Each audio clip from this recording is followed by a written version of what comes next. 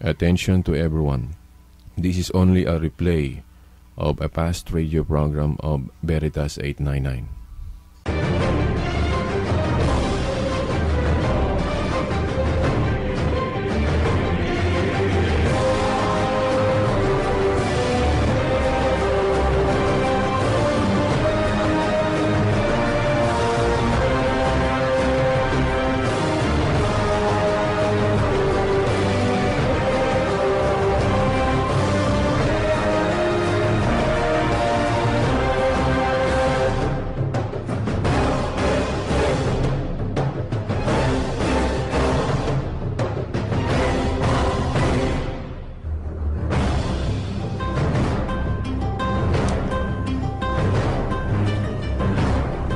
In 1968, Pope Paul VI issued his landmark encyclical letter Humani Vitae, in Latin Human Life, which emphasized the Church's constant teaching that it is always intrinsically wrong to use contraception to prevent new human beings from coming into existence.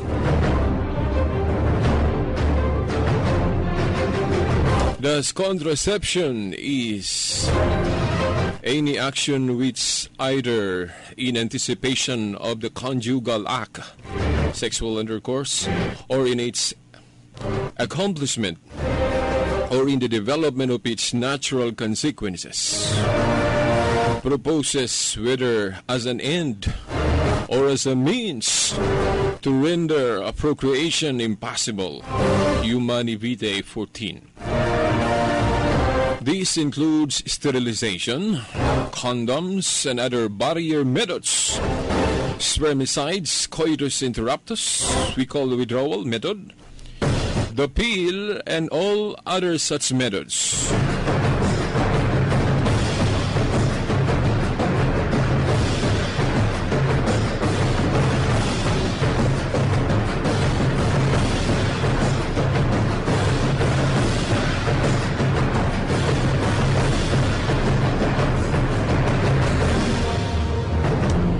Sa ngalan ng Ama, ng Anak at ng Espiritu Santo. Amen. Mga kasama, mga kapatid, mga magulang, mga kasama, ang palatuntunang pinamagatang ang liwanag sa pananampalatayang Katoliko, sumahimpapawid na naman dito sa RMN Dipolog. RMN Dipolog DXDR 981 AM. Makita at mapakinggan sa website ng RMN Dipolog, ang rmndipolog.weebly.com. Ang inyong kapatid na Shilbert Dondoyano Sr. alias Veritas ay patuloy na maghahatid sa inyo ng mga aral ng Diyos na sinampalatayan ng Iglesia Katolika Apostolika Romana.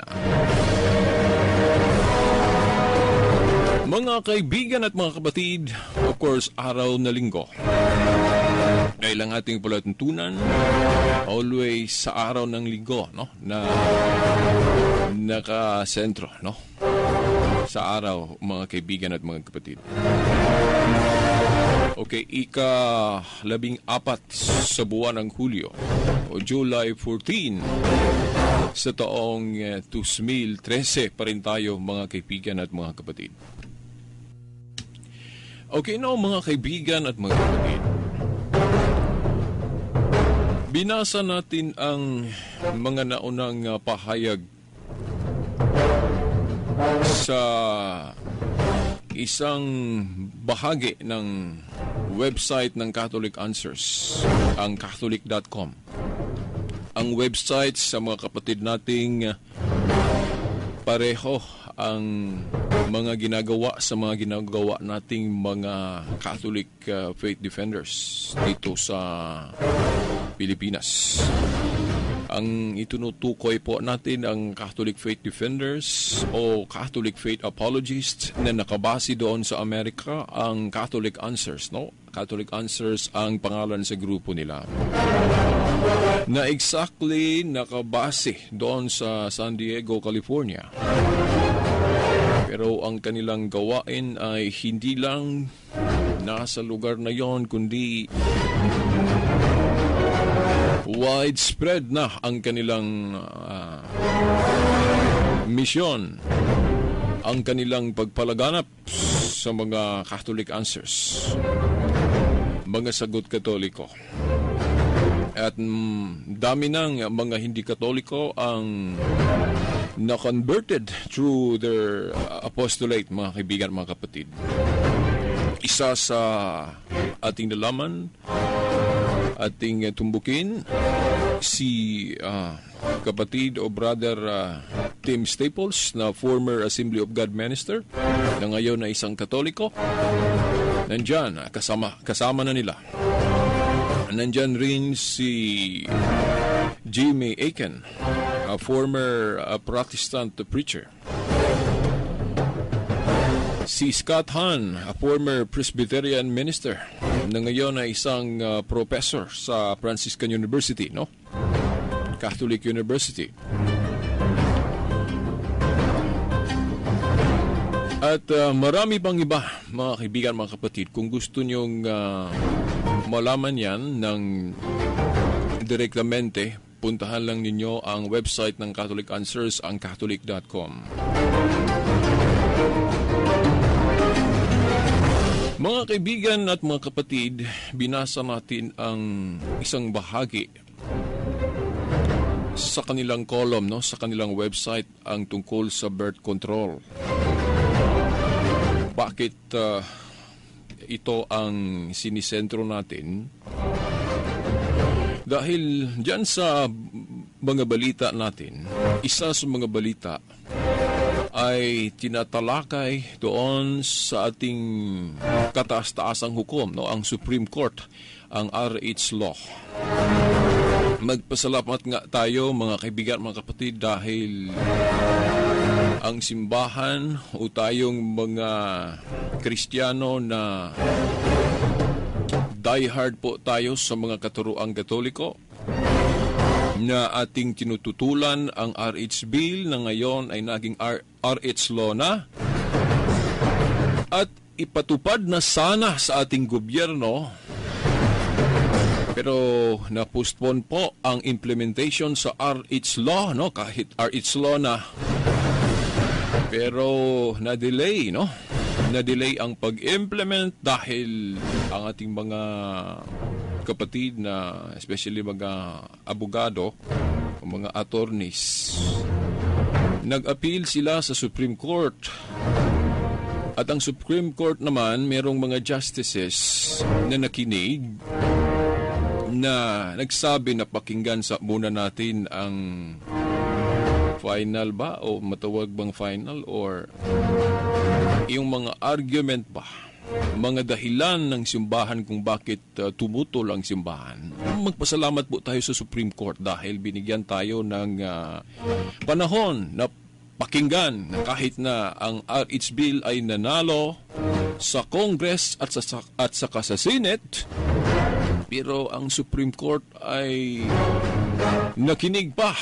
Kaya noong July 9, kung hindi ko nakalimutan, may ginagawang oral arguments sa kataas-taasang hukom o sa Supreme Court, mga kaibigan, mga kapatid. At alam naman natin, ang kataas-taasang hukuman o ang Supreme Court po natin, diyan, final ang decision kung ano ang decision. Pinakinggan ang ating mga arguments sa mga anti-RH Bill, at sana, no, mga kaibigan at mga kapatid, manaig po ang ating ipinaglalaban na sana ma-repeal o mapawalang bisa o mabasura ang RH Law na yan, na noon pa sinasabi na natin isang law, isang batas na immoral base po sa ating pananampalataya, mga kaibigan at mga kapatid. At sabi po ng Biblia, kung ang batas ng tao ay kukontra, no? Kung ang batas ng tao ay kukontra sa batas ng Diyos. Okay, may right po tayo. Okay, mas more than po ang ating pagsunod sa batas ng Diyos. Hindi man nangangahulugan na tayong mga Pilipino o tayong mga tao, nag-anyaya tayo sa inyo na huwag nating respetuhin o susundin ang mga batas ng lipunan o batas ng gobyerno. Hindi ko tinuturo yan dito sa ating palatuntunan. Ang turo ng ating pananampalataya ay magbigay respeto tayo sa ating gobyerno, mga kaibigan at mga kapatid at mga magulang, mga kasama. Ibig po sabihin, magbabayad po tayo ng buwis dahil talagang susunod tayo sa gobyerno. Dahil kung babasahin natin ang sinulat ni Apostol Pablo, halimbawa, sa Kapitulo 13, versikulo 1 hanggang 7, ay talagang respetuhin natin ang namumuno sa ating bayan, sa ating gobyerno. Dahil binigyan sila ng Diyos ng kapangyarihan na mamuno sa ating mga bayan. Pero hindi po nangangahulugan yan na kung ang batas na gagawin ng isang lipunan o ng isang gobyerno ng tao, sasalungat ito sa batas ng Diyos, ay ang uunahin po natin, mga kaibigan at mga kapatid, ay batas ng Diyos, hindi po batas ng tao. So kahit na makalabuso po tayo, kahit na mapunta tayo sa kulungan, ay talagang tatanggapin po natin na tayo'y makulong alang-alang sa ating pananampalataya sa Diyos, mga kaibigan at mga kapatid. Kung tingnan natin po ang Biblia, kung mag-review po tayo sa ating banal na aklat, sino-sino ba o ilan na ba ang napunta sa kulungan ng dahil sa pagsunod sa kagustuhan ng Diyos?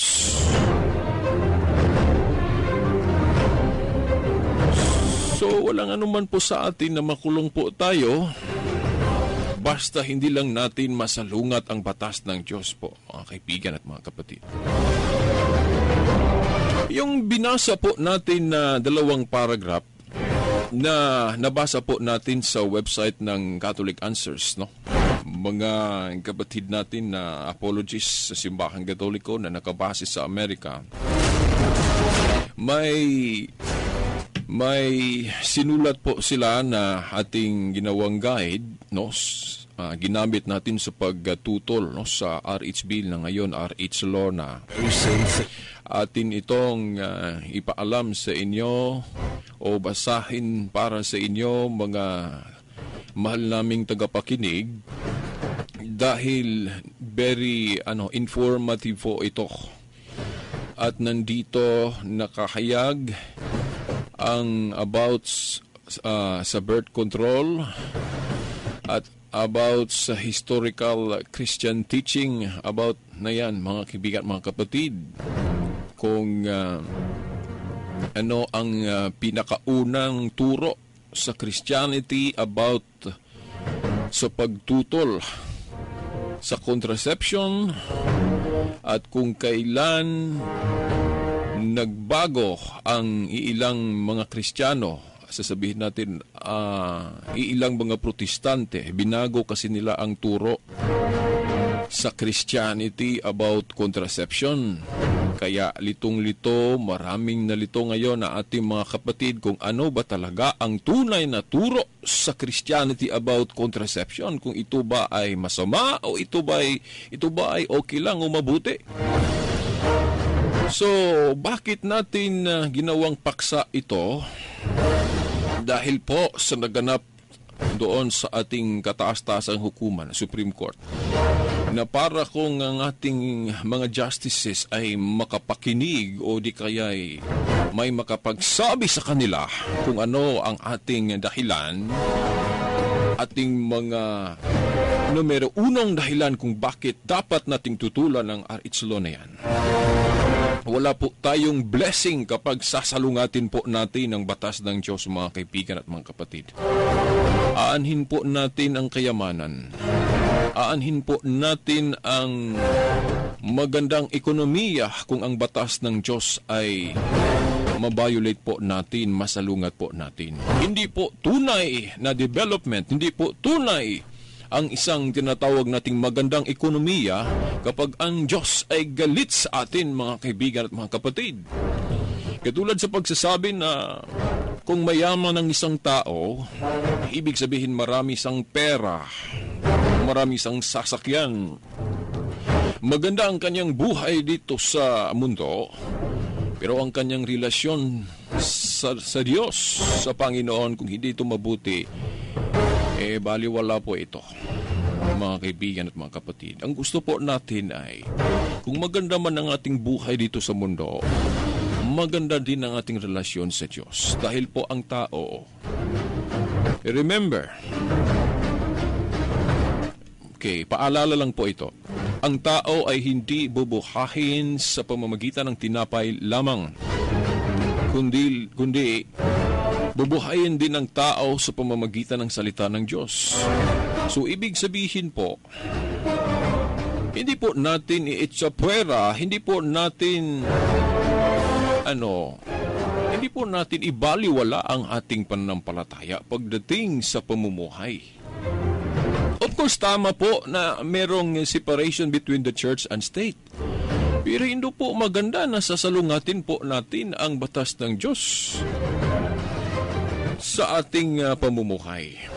Hindi po lahat na pamumuhay ay tama sa harap ng Diyos. Halimbawa, isang naging pamumuhay sa ibang mga kapatid natin ang pagnanakaw at saka yung robbery, no? Yung pagnanakaw.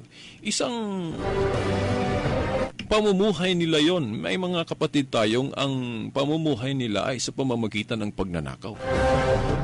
Dahil ba nabubuhay sila sa pagnanakaw, tama ba ito? Hindi. Dahil salungat po ito sa ating pananampalataya. Merong mga kapatid po natin na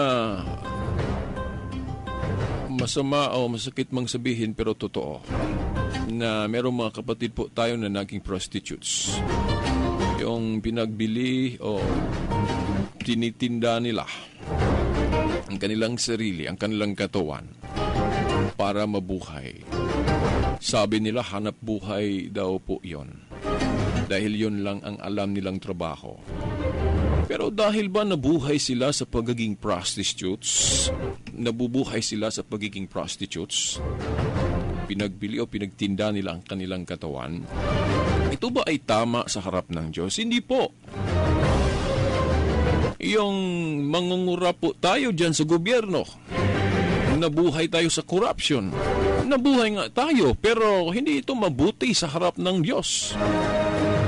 Yan po ang tungkol din sa pagplano ng pamilya. Hindi po lahat na sistema sa pagplano ng pamilya ay kalugod-lugod sa harap ng Diyos. Itong iniisip natin na kapag dumami na tayo, pwede bang labagin natin ang natural law of God na kung magtipon na ang binhi ng lalaki at babae sa pamamagitan ng pagmamahal, pwede mo bang hadlangan mo ang bagong buhay na magawa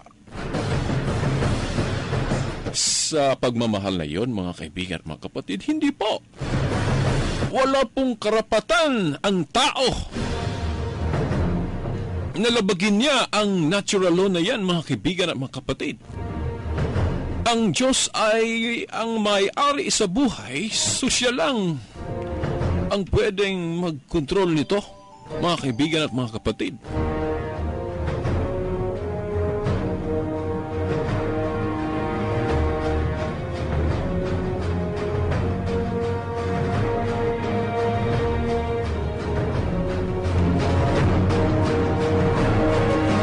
Okay, no, mga kaibigan, mga kapatid, ang unang mabasa natin po dito sa article ng Catholic Answers about birth control ay pahayag ng isang Santo Papa. At ako'y natatouch po dito. Dahil kapag ating i-quote ang salita ng Papa, ibig po sabihin pinakinggan po natin ang otoridad na binigay ng ating Panginoong Hesukristo kay San Pedro noon. Saan ba mababasa natin po yan, mga kaibigan at mga kapatid? Halimbawa, yung sa Mateo Kapitulo 16, versikulo 18 at 19, na sinabi ng Panginoon tungkol sa kaniyang pagtatag ng kaniyang kawan o iglesia. Pedro, sa ibabaw ng batong ito, tatagin ko ang aking iglesia na ang kamatayan na hindi makakapanaig nito. Ibig po sabihin, very matibay ang iglesia na natatag niya, mga kaibigan at mga kapatid. At ano pa ang sabi niya doon kay Pedro? Sabi niya, Pedro, ibibigay ko sa iyo ang mga keys of the kingdom of heaven. Yung mga Yahweh, yung mga susi, yung mga susi daw ng kaharian ng Diyos ay ibibigay sa Kanya. Ano pong ibig sabihin? Sa pagka binigyan ng susi o Yahweh, mga kaibigan at mga kapatid kay Pedro, ano pong ibig sabihin po sa tradisyon ng mga Hudyo? Kung bibigyan ka ng keys of the kingdom o susi sa kaharian, ibig po sabihin sa tradisyon ng mga Hudyo o sa kanilang unawa, binigyan ka ng authority na mamahala. Tingnan nyo, babasahin po ninyo ang Isaiah Kapitulo 22, 20 hanggang 23. Babasahin po ninyo, mga kaibigan at mga kapatid. Isaiah 22, 20 hanggang 23. Na yung si Shebna na naging prime minister, yung binigyan ng key sa kaharian ni David o sa susi ni David, binigay doon kay Shebna, symbolizing as a prime minister, na yung binigyan ng susi sa kaharian ay tinatawag na leader o ama, sa ibang salin. Tatawaging ama. Ang ama sa kombinasyon sa Greek at saka yung Spanish. Papa. O papa. Father. So, yung binigyan ng key o susi, talagang authority yan na gagawin kang prime minister o gagawin kang leader o gagawin kang pangulo, mga kaibigan at mga kapatid. At sa kingdom ng ating Panginoong Hesukristo, mga kaibigan at mga kapatid, sino ang binigyan niya ng authority na yan? Wala pong iba. Si Saint Peter lang, hindi po si Juan, hindi po si sino pa yan? Hindi po si Pablo, hindi po si John. Si Pedro ang binigyan niya ng keys of the kingdom. At kung ating ikumpara yung susi doon sa Old Covenant na kingdom, yung Kingdom of David, yung binigyan ka ng authority na mag-rule ka o mamuno ka, isang key lang. Kung babasahin natin yung sa Isaiah, Kapitulo 22, versikulo 20 hanggang 23, isang Yahweh lang, isang susi ang ibinigay sa isang prime minister. Authority yon na mamuno. Pero sa Kingdom of David, nawala yon, di ba? At sa Amos, may mabasa po tayo na i-restore yung Kingdom of David.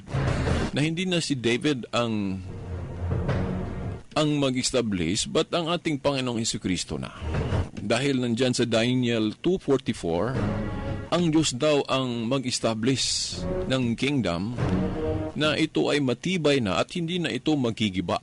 At natupad ito sa pagdating ng ating Panginoong Jesucristo. Yung itinatag niya ang iglesia. Nasabi niya na ito ay matibay dahil ang kaharian daw ng demonyo, ang hari daw ng kadiliman na hindi makapanaig sa kanyang iglesia. So ito ang kingdom o kaharian na tinutukoy sa Daniel 2 verse 44 na iglesia o kaharian na matibay. At matibay nga dahil natatag ito ng Panginoong Jesucristo noong 33 AD, sa 1st century, at nagpatuloy ito hanggang ngayon. Nagpatuloy ito dahil hindi pa natupad lahat ang hula na ma-establish ang isang kingdom lang dito sa lupa. Dahil ang lahat na kingdom o mga gobyerno dito sa lupa ay mawala ito lahat. Itong tatag lang ng tao. At dadating ang panahon na iisa lang na gobyerno, yung gobyerno ng Diyos, kaharian ng Diyos, ang mamuno. Pero sa ngayon, hindi pa.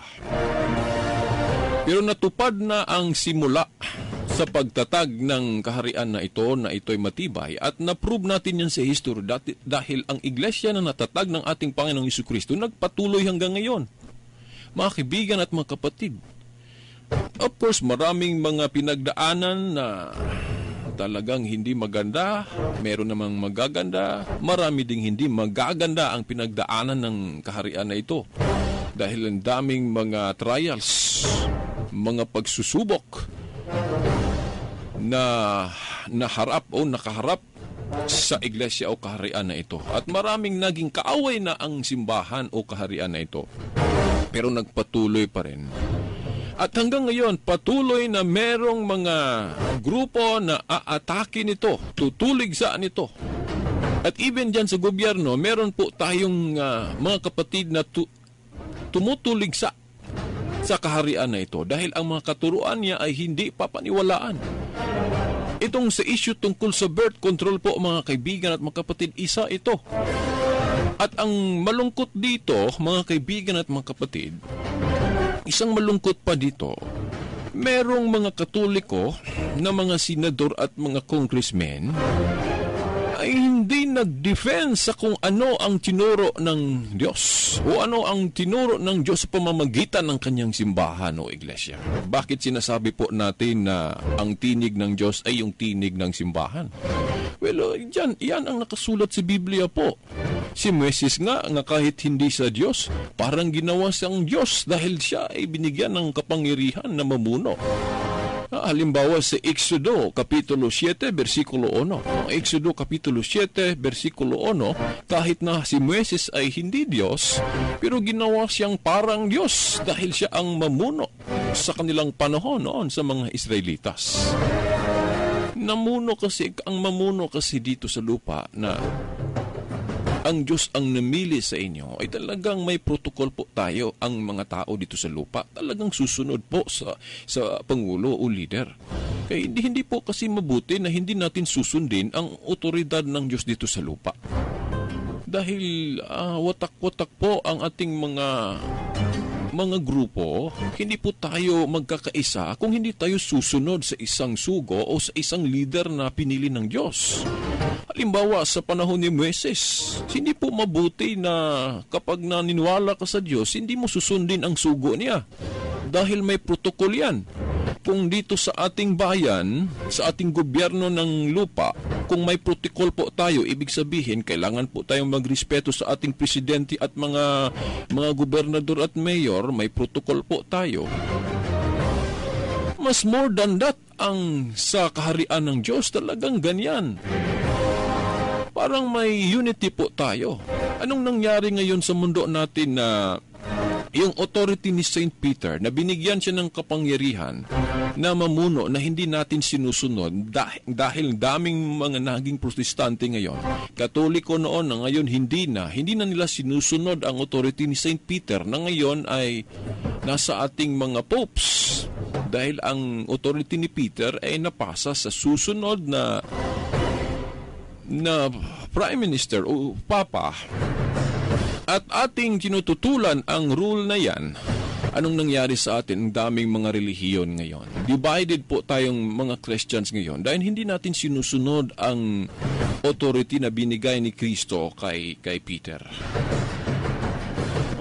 Anong sabi niya sa Matthew 16 verse 19? Yung authority ni Saint Peter. Na yung to bind and loose, kung ano daw ang pahintulutan sa otoridad ni Peter, yung binigyan ng keys of the kingdom, pahintulutan at pahintulutan at hindi pahintulutan daw niya sa langit doon, no? Mga kaibigan at mga kapatid, doon sa langit mag-sanction mag-ratify ang Diyos kung ano ang gagawin ng puno. Of course, with consensus sa lahat ng mga kaanib ng iglesia. For example, yung resulta o consensus sa yung tinatawag nating councils. By the way, mga kaibigan at mga kapatid, kung ang iglesia po natin merong mga issues na dapat pag-usapan, ay tatawag yan ng meeting o yung tinatawag nating konsilyo o council. Pag-usapan yan para yung mga debate mahinto kapag may desisyon na ang magsasabi ay yung namuno. Katulad yan sa ating hukuman. Yung for example, sa Supreme Court, may mga justices, meron ding Chief Justice. Kapag magsalita na ang Chief Justice, ito na final, di ba? Yan din ang simbahan. Pinili niya si Pedro na mamuno.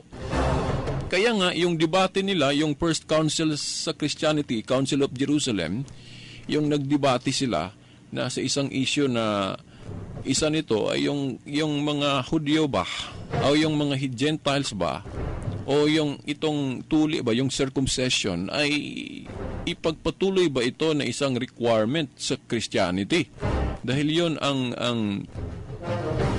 ang entrance sa Old Covenant, sa Old Testament, no, mga kaibigan, mga kapatid, na talagang magpa-circumcise ka kung gusto kang magpasakop. Yung sa Jewish religion, yung kaharian ng matandang tipan. Pero sa issue dito sa Christianity, merong mga Hudyo na nagsasabi na talagang hindi natin ihinto ang tradisyon na ito, na kailangang patutuli ang isang gustong mamiyembro sa simbahan ni Kristo. Hindi na po ituturo ng ating Panginoong Hesukristo dahil pinalitan na po ito ng binyag.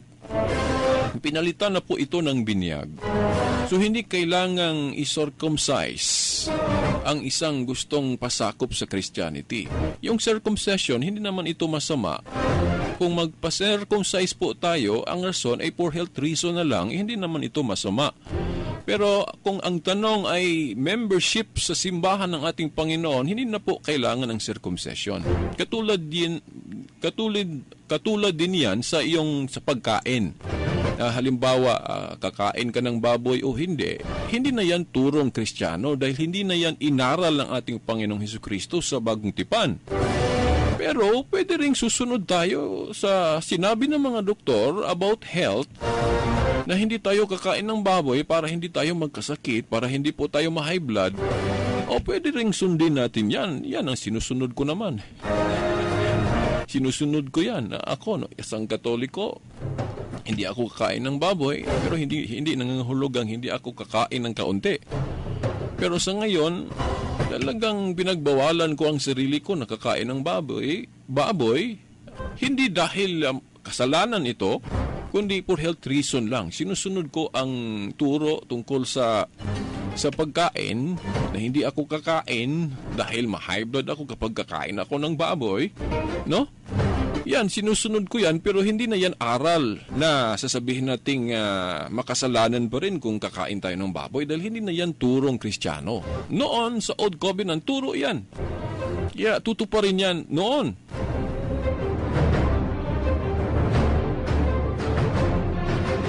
So, sinabi ko yan dahil yung issue na yan ay natapos yan. Dahil sa pagsalita ni Pedro, basahin niyo ang Acts chapter 15 kung hindi ko nakalimutan. Acts chapter 15. Diyan, mababasa natin diyan ang buong istorya na nakasulat sa Acts, chapter 15, ang Council of Jerusalem, na sa pagsalita ni Peter, ni San Pedro, na binigyan ng authority ng ating Panginoong Jesucristo na mamuno, sa pagsalita niya, tapos lahat. Wala nang debate. Ibig sabihin, na-solve nila, no? Na-solve nila yung issue tungkol sa dapat pa bang magpa-circumcise kung sasali ka sa iglesia? Hindi na. Ulitin ko, for health reason na lang yan, pero hindi yan requirement o prerequisite kung sa membership sa simbahan ng ating Panginoong Jesucristo, dahil napalitan na yan ng yung tinatawag nating baptism, yung binyag. O binyag. Hindi na circumcision. Bakit binanggit natin yan? Dahil yan ang paghuhusay o pagsusod ng isang debate o isang hindi pagka-uunawaan dyan sa iglesia. Magpatawag yan ng meeting o yung kinatawag natin ng council at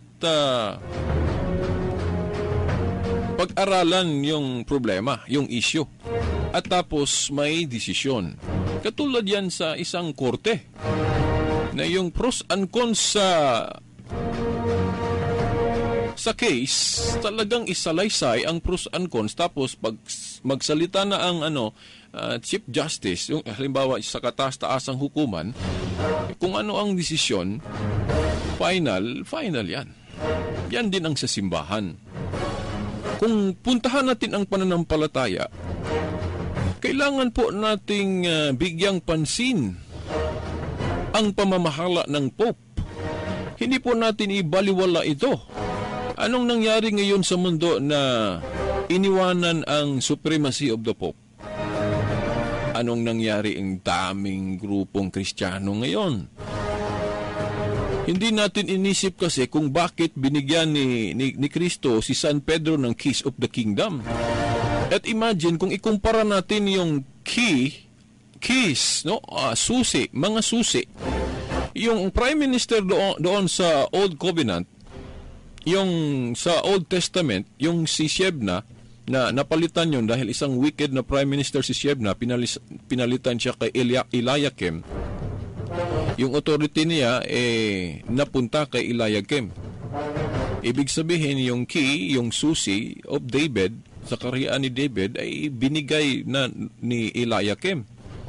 Siya na ang papalit, no? Si Eliakim na ang papalit kay Shebna. Binigyan siya ng susi sa kaharian ni David, o kaharian ng Diyos na pinamahalaan ni David, at kung ano yung nakapuli sa kanya o nakasunod sa kanya kung wala na siya, no? Dahil ang isang hari, meron siyang prime minister, at yung gagawing prime minister, binigyan ng kapangyarihan na mamuno, bibigyan siya ng isang susi sa bahay ni David. Yung susi, symbolizing power yan na mamuno. At ikumpara yan sa key o sa susi na binigay ni Kristo, ang hari, no? Binigay niya ang susi kay Peter. At hindi lang isang susi, ang daming susi, no? Keys. Plural kasi, keys of the kingdom. Mga susi, binigay niya kay Pedro. Ibig sabihin, maraming kapangyarihan yon. Binigay niya kay Peter. At according sa mga Catholic scholars po natin, ilang mga Catholic scholars po natin sa theology, sabi nila, yung mga susi daw na binigay ni Kristo, ng ating Panginoong Jesucristo, ni Saint Peter o San Pedro, yung power daw yan sa, halimbawa, yung confession, yung pangungumpisal ba, yung kumpisal, at saka yung paggawa ng mga batas. Kung ano pa ang pahintulutan at hindi pahintulutan sa simbahan, yung mga kapangyarihan, daming kapangyarihan na binigay ni Kristo sa Pope, o yung binigyan ng Keys of the Kingdom, no, si Saint Peter. At ang kaniyang kapangyarihan, no, ni Saint Peter, mga kaibigan at mga kapatid, nandyan yan sa loob ng simbahan na natatag ng ating Panginoong Jesucristo. Kung kung babasahin natin ang the book of John, no, chapter 21, verse 15 to 17, babasahin ninyo ang Biblia ninyo, mga kaibigan at mga kapatid. Hindi man natin sinabi dito na ang isang leader o isang tao na binigyan ng Diyos o binigyan ni Kristo ng kapangyarihan, hindi po yan ibig sabihin na hindi na magkakamali sa personal, ha?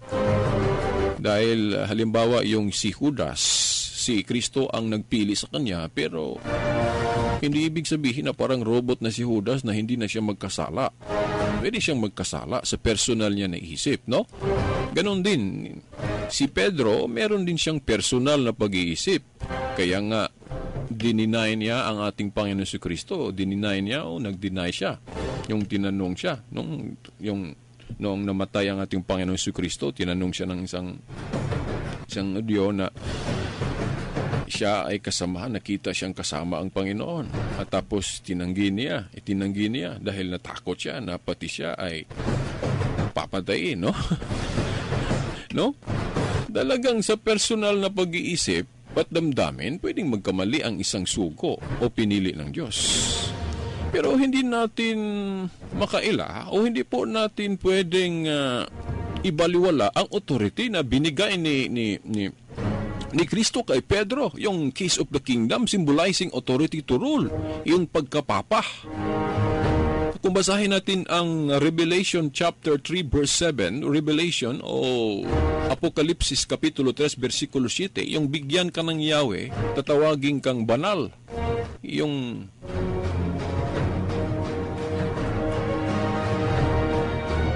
kapangyarihan mo, tatawaging banal o holy. At saka yung sa Isaias, yung binigyan ng Yahweh o susi, tatawaging ama. So kung i-connect natin yan, no? I-connect natin ang Isaias, nakasulat sa Isaias kapitulo 22, versikulo 20 hanggang 23, na ang binigyan ng susi, tatawagin ng ama.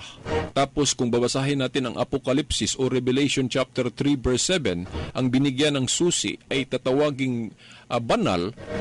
So kung ating i-connect yung dalawang word na yan, Holy Father o Santo Papa. So yung binigyan ka ng keys of the kingdom like Saint Peter, binigyan ka ng authority as Holy Father or Santo Papa. According sa mga verses na binanggit na natin ng Isaiah 22 verse 20 to 23 at Revelation 3 verse 7. Mga kaibigan at mga kapatid. At yan ay titulo ng Diyos, di ba mga kaibigan at mga kapatid? Titulo ng Diyos na i-extend niya o ipagamit niya sa tao na gawing puno dito sa lupa. Sabi nila, ibig ba sabihin veritas na ang Papa ay Diyos na dito sa lupa? Hindi po. Hindi po Diyos ang Papa kapag ang titulo ng Diyos, dahil yung Holy Father, sa Spanish yan, Santo Papa, di ba? Holy Father. Santo Papa, no, sa Spanish, di ba? Mga kaibigan, mga kapatid, sabi nila, ibig po sabihin, yung titulo sa Diyos, pinagamit niya sa tao na ginawang puno ng Diyos dito sa lupa. Yes, tama po. Pinagamit po. Halimbawa, yung kay Abraham, yung titulo ng Diyos, yung Ama, bakit tinawag natin yan kay Abraham? Yung mababasa natin sa Romans ba yan 4:16 kung hindi ko nakalimutan?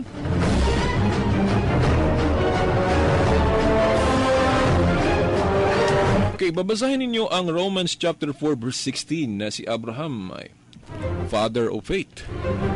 Yung sa Matthew 23 verse 9, yung pagkaama sa Diyos, di po pwede natin itawag sa tao, di ba? Yung gusto kang magpaka-Diyos, tapos hindi ka Diyos, yung pagkaama sa Diyos na gusto mong itawag sa sarili mo, hindi po tama yan. Pero kung isang servant ka, isang sugo ka, isang obedient ka, maganda ang ugali mo, o kung susuguin ka ng Diyos, binigyan ka ng kapangyarihan na mamuno, ibig sabihin ang titulo sa Diyos ay ipagamit sa inyo. Like kay Abraham, At even St. Paul, kung babasahin natin ang 1 Corinthians chapter 4 verse 15, kung hindi ko nakalimutan, o kung babasahin natin ang buong chapter 4 ng 1 Corinthians, na si St. Paul sabi niya, isa lang daw ang Ama sa langit, pero siya naging ama rin, no, sa magandang balita. Ibig sabihin, ang sugo ng Diyos ay pwedeng makagamit. Ipagamit sa Diyos ang kanyang titulo sa tao na isang sugo. Mga kaibigan, o sa isang apostol, mga kaibigan at mga kapatid. Babasahin niyo ang 1 Corinthians chapter 4. Ang whole chapter na yan, especially yung 15 ba yon o anong mga parting ng kabanata na yon, na nagsasabing ang isang servant po ay tatawaging ama dahil ipagamit ng Diyos ang kanyang titulo sa isang sugo niya dito sa lupa. So talagang si St. Peter, ginawa siyang pinuno ng ating Panginoon. Babasahin natin sa John 21:15-17. Babasahin ninyo ang John 21:15-17. Di ba ang ating Panginoong Jesucristo ay yung tinatawag nating the chief shepherd? No, di ba? Pero ang pagka-shepherd ni Jesus, in-extend niya kay St. Peter. Bakit po? Dahil hindi po siya magtagal. Babalik siya doon sa langit.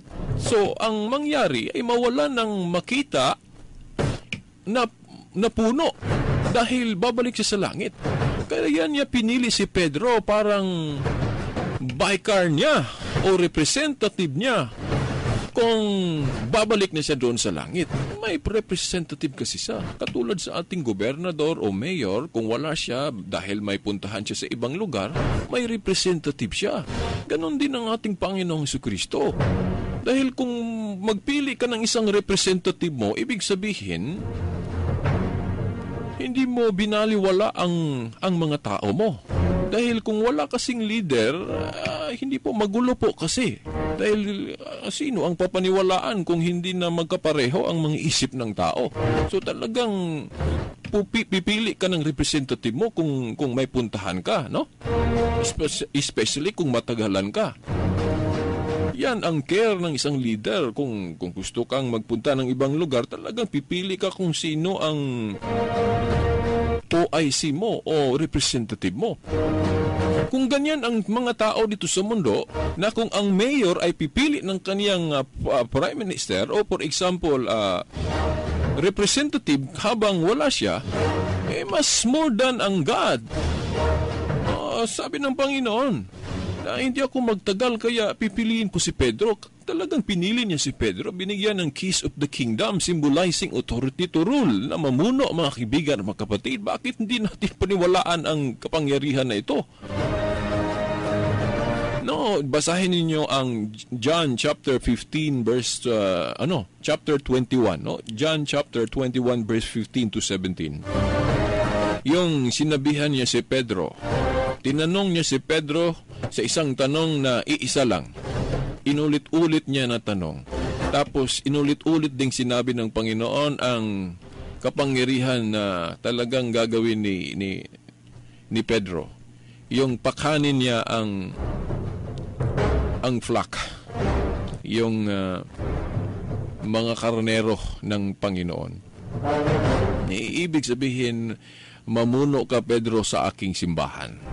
Dahil hindi ako magtagal, babalik ako doon sa langit. So, may puno ang ating Panginoong Jesucristo dito sa lupa. Una, si St. Peter.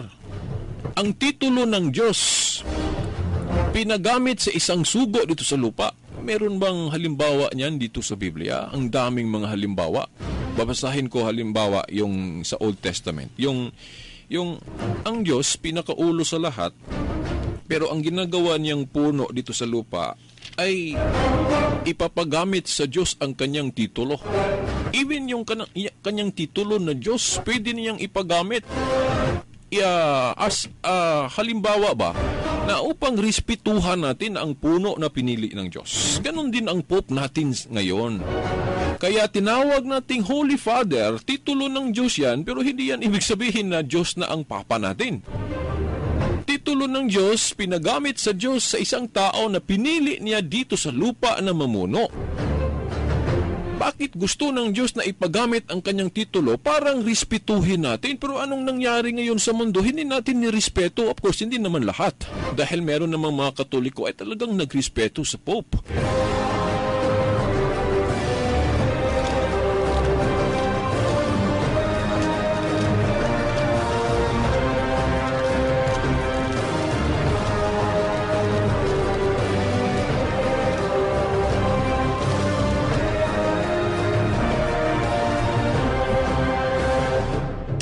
Okay, mga kaibigan, mga kapatid, ito ang isa pang halimbawa sa Exodus Kapitulo 7, versikulo 1. Ang titulo ng Diyos ay pinagamit niya kay Moises. No? Ito, babasahin ko. Exodus Kapitulo 7, versikulo 1. And the Lord said unto Moses, by the way, ang King James Version po ang ating binasa, nasalin sa Biblia. And the Lord said unto Moses, See, I have made thee a god to Pharaoh. Anong ibig sabihin po dito? Ginawa ko ikaw, Moises, na parang Diyos ni Paraon. Hindi man Diyos si Moises. Alam naman natin yon dahil may simula siya. Ang Diyos walang simula. Pero bakit sinabi ng Diyos dito? And the Lord said unto Moses, See, I have made thee a god to Pharaoh. Ginawa kitang, hindi man ito parang dito, walang parang na matranslate natin dito.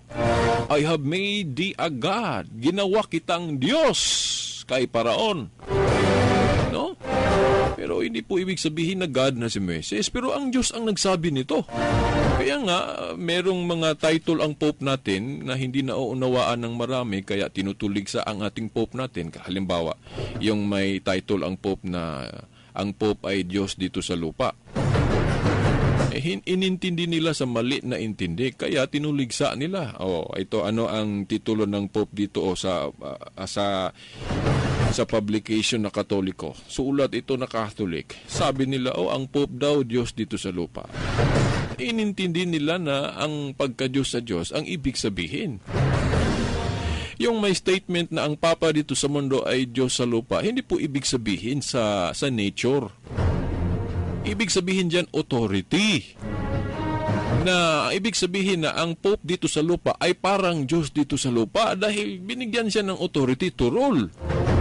Pero hindi Diyos ang Papa. Walang turo ang simbahang Katoliko na ang Papa ay Diyos sa nature.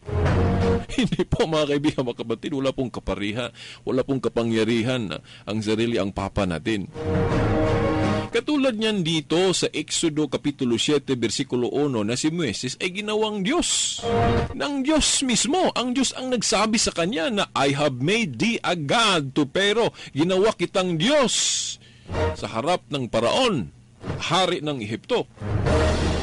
Yan din, kung ating intindihin ang kapangyarihan ni Pedro, talagang titulo ng Diyos ay ipagamit sa kanya dahil ginawa siyang Prime Minister.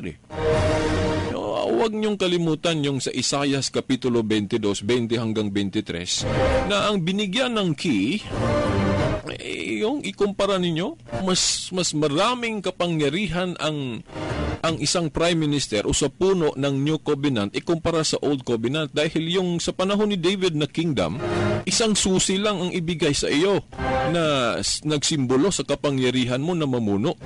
Yung susi ni David binigay sa inyo, hindi maraming susi. Dahil limited kasi ang power noon sa isang Prime Minister, ikumpara natin sa iglesia na natatag ng ating Panginoong Hesukristo na binigyan niya si Pedro ng keys, no? Plural, maraming kapangyarihan po ang ibig sabihin dito. Yung kapangyarihan sa paggawa ng mga batas sa simbahan, yung kapangyarihan sa patawad ng mga kasalanan, sa Sacrament of Confession, at iba pang kapangyarihan ng simbahan na talagang may puno ang mamuno. Mga kaibigan at mga kapatid. So anong nangyari sa ating mundo ngayon na hindi natin ito inintindi? Na ang Pope ay isang parang Diyos dito sa lupa. Hindi po Diyos, iba po yung ginabi natin na ang Pope ay Diyos na sa kahimtang o sa nature. Hindi po. Pag sinabi natin na ang Pope ay parang Diyos dito sa lupa dahil puno siya, ibig sabihin otoridad po lang yan na ginawa ng Diyos dito sa lupa, parang respetuhin natin. Halimbawa, Holy Father, Santo Papa. Title lang Diyos yan. So, bakit hindi natin baniwalaan ang opisina ng Pope, ang kapangyarihan ng Pope na titulo ng Diyos ang trabaho niya? So, anong nangyari sa mundo ngayon na yung concept na yan ng katotohanan, principle of unity, yung may puno, principle of unity yan. Dahil kapag walang puno, okay mga kaibigan, mga kapatid, gulong-gulo. Ang nangyari ngayon kasi, ginawa nating Pope, ginawa nating leader ang ating sarili. Dahil kapag iba ang intindi natin sa Biblia, ating i-judge ang Katoliko na mali at tayo ang tama. So, ibig sabihin, ang ating mga sarili, ginawa nating Diyos, ginawa nating leader dahil ang ating isip, ang ating interpretasyon, ang ating binigyan ng pansin. Tapos yung authority ni St. Peter na nasunod ng mga popes natin according to history, hindi natin binigyang pansin. Mga kaibigan at mga kapatid, wala na po tayong oras. Pero nasa background pa tayo ang ating nasalita dito mga kaibigan at mga kapatid. Ibig sabihin, ipagpatuloy po natin ang ating pagtalakay nito tungkol sa RH Law na pinag-usapan ngayon sa kataas-taasang hukom o sa Supreme Court. Para sana kung meron mang makapakinig sa atin na miyembro sa kataas-taasang hukom o Supreme Court o kaya kayong nakikinig ngayon, ma-share ninyo sa kanila para hindi matuloy ang implementation sa RH Law na yan na immoral dahil hindi po nakabase sa original na teaching ng Kristiyano. Meron mga Kristiyano ngayon na pro-RH Bill, pero binago kasi nila ang original. Biro mo, 1930 lang. Yung grupo ng mga protestante na tinatawag ng Anglicans, sila ang unang nagbago sa original na stand o turo ng Christianity na bawal ang kontrasepsyon sa pagplano ng pamilya, pero binago nila dahil gusto nila kasi. Pinagbigyan nila ang gusto ng tao. Ang gusto ng Diyos, hindi. Meron bang salaysay ang Diyos sa Biblia na okay lang ang kontrasepsyon sa pagplano ng pamilya? Wala. Kuro-kuro, isip na lang nilang isip ra nila yun, mga kaibigan, mga kapatid, nira-rationalize. Pero hindi ganyan ang original na turo.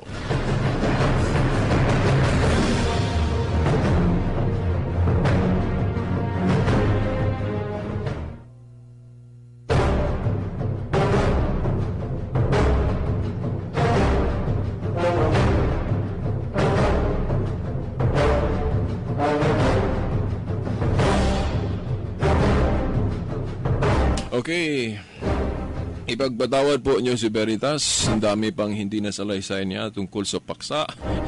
Pero ipagpatuloy natin yan sa susunod na palatuntunan natin kung papayag pa rin ang Diyos na magpatuloy ang palatuntunan ito. Okay, sa ngalan ng ating mahal na ina, mahal na Birhen Maria, at mga puno ng ating simbahan, mula sa Kaparian, Obispo, Kardinal, Santo Papa, sa ngalan ng mga santo sa langit, nando na sa langit at mga anghel, ito po ang inyong lingkod sa palatuntunang ang liwanag sa pananampalatayang Katoliko, kapatid na Shelbert Dundoyano Sr. alias Veritas, pati ang ating mga kaibigan sa technical side, Danny Luod at Taksilumba. Okay, hanggang sa susunod na linggo. Sa ngalan ng Ama, ng Anak at ng Espiritu Santo. Amen.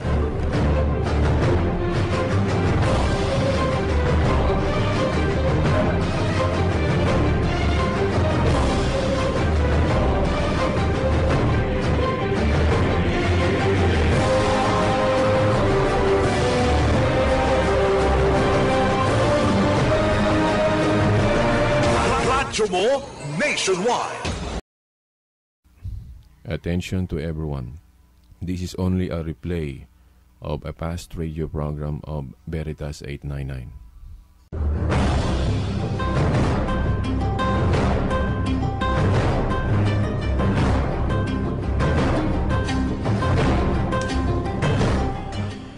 Mga kaibigan, mga kapatid at mga magulang,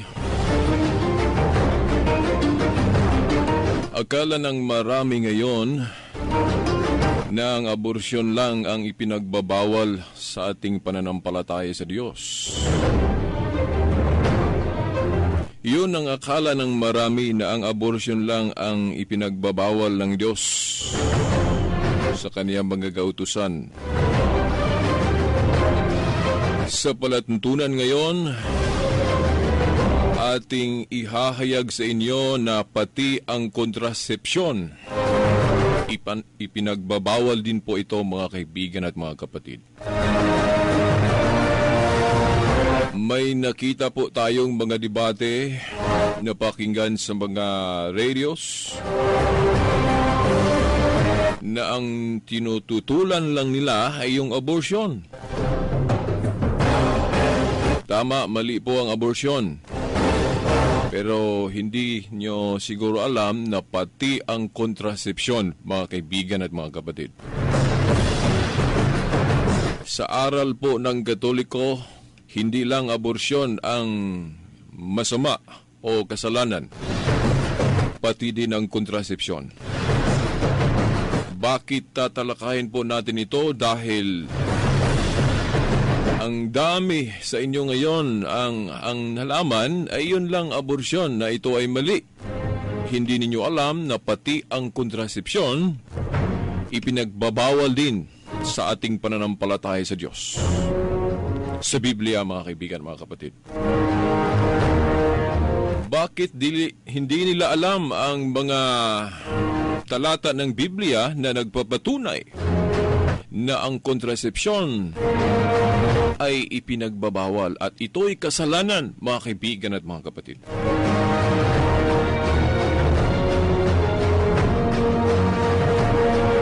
At ang masakit pa dito, mga kaibigan at mga kapatid, mga Katoliko pa na ang pananampalataya ay Katolisismo, pero hindi sinusunod ang mga aral Katoliko.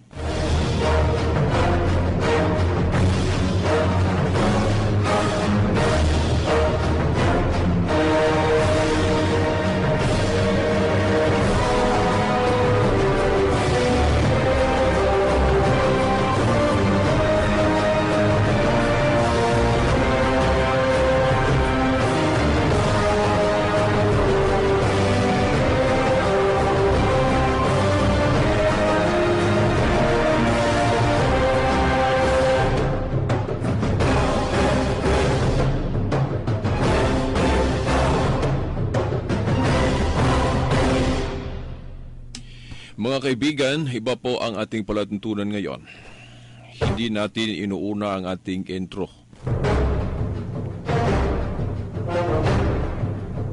Hindi tayo nagpakilala. Hindi tayo naghahayag sa mga unang mga mensahe para sa ating palatuntunan. Bakit ito ang estilo natin ngayon? Dahil urgent po ito. Urgent po ito. Kailangan po nating i-prioritize ang punto natin sa palatuntunan. Dahil ang daming mga Katoliko, mga kasamahan natin ay pinagwalang bili lang po ang mensaheng ito, na okay lang daw ang kontrasepsyon. Kaya mga Katoliko ngayon, ako'y nalulungkot dahil hindi nagkakaisa. Pero hindi nangangahulugan na kapag hindi nagkakaisa mga Katoliko, ang pananampalatayang ito, ang ibig kong sabihin, ang pananampalatayang Katoliko ay hindi na totoo. Hindi po ganon, no? Dahil kapag may tunay na Diyos, at saka kung iba-iba na ang isip, no? Magkaiba na ang haka-haka at pag-iisip ng mga tao tungkol sa Diyos, hindi nagkakaisa, hindi po ito nangangahulugan na wala na pong Diyos. Hindi po nating gawing basihan na kapag ang mga tao ay hindi nagkakaisa sa pananampalataya sa Diyos, gawin na nating pruweba na walang Diyos. Hindi po ganon. Ang problema po ay nasa ating mga tao. Kung paano natin pinag-aralan kung sino ang Diyos at kung ano ang mga katuruan niya. Tayong mga Kristiyano, mga kaibigan at mga kapatid, ginamit natin ang Biblia sa pagsasabi kung ano ang kasalanan at kung ano ang hindi kasalanan o kung ano ang mabuti, mga kaibigan at mga kapatid. Yet kung ating alamin ang history tungkol sa contraception, ano ba yung contraception? Yung hadlangan ang pagtagpo ng egg cell ng babae at saka sperm cell ng lalaki, no? Sa pagmamahalan, no? Sa kasalan. Kapag kasal ang lalaki at babae, mga kaibigan at mga kapatid, sa pamamagitan ng pagmamahal ay magbunga po ito. Dahil ang babae, no? Sa pagmamahalan nilang dalawa, no? Pagkatapos sila ikinasal, well, ang natural law po, mga kaibigan, mga kapatid, ang pagmamahalan nila, na i-express po nila ito, at ang natural law po na mangyayari po dyan, mga kaibigan, mga kapatid, na kung fertile ang babae at saka hindi naman baog ang lalaki, ibig sabihin, may maganap na pagtagpo sa egg cell ng babae at saka sperm cell ng lalaki. At ano ang mangyayari kung magtagpo ang dalawa? So magbunga ng buhay. Life, mga kaibigan, mga kapatid. So ano ba ang kontrasepsyon? Yung hadlangan ang pagtagpo ng egg cell ng babae at saka yung sperm cell ng lalaki. Yung hadlangan mo, tama ba? No? Tama ba ito? Dito sa Biblia, kung babasahin natin. Mali po ito, mga kaibigan at mga kapatid. Mali po ito. Wala pong mababasa sa Biblia na kung hadlangan mo yung pagtagpo ng egg cell ng babae at saka ng sperm cell ng lalaki, pwede po nating hadlangin ito. Hindi po pwede. Dahil buhay ito. Sino ba ang may-ari ng buhay? Di ba ang Diyos? So siya lang ang pwedeng makahadlang nito, mga kaibigan at mga kapatid. Hindi po tayo.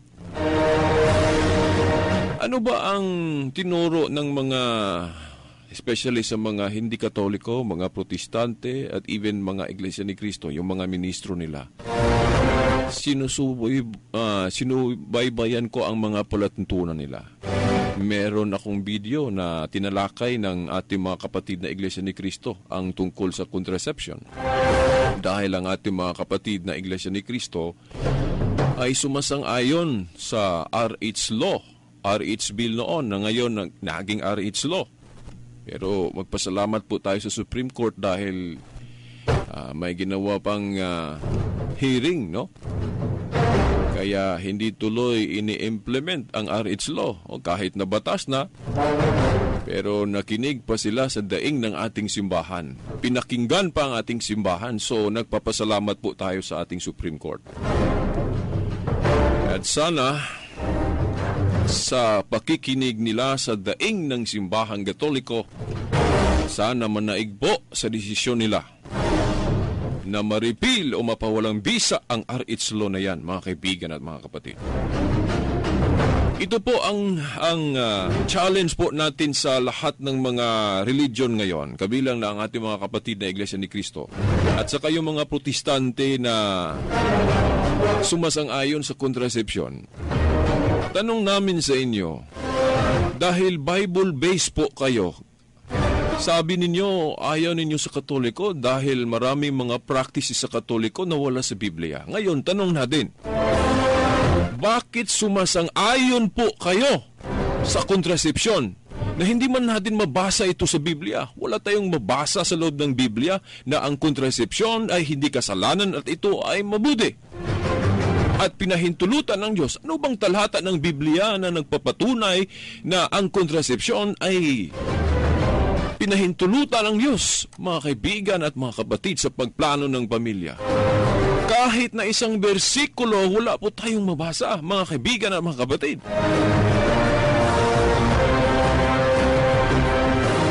At ang mabasa natin dito sa Biblia ay yung reverse. Na ang kontrasepsyon, ano ba yung kontrasepsyon? Mga kaibigan, mga kapatid, yung hadlangan ang pagtagpo ng egg cell ng babae at saka sperm cell ng lalaki sa pagmamahalan, sa paglalove-making nila, mga kaibigan at mga kapatid. Wala pong mabasa dito sa Biblia na pwede nating hadlangin ito. Wala.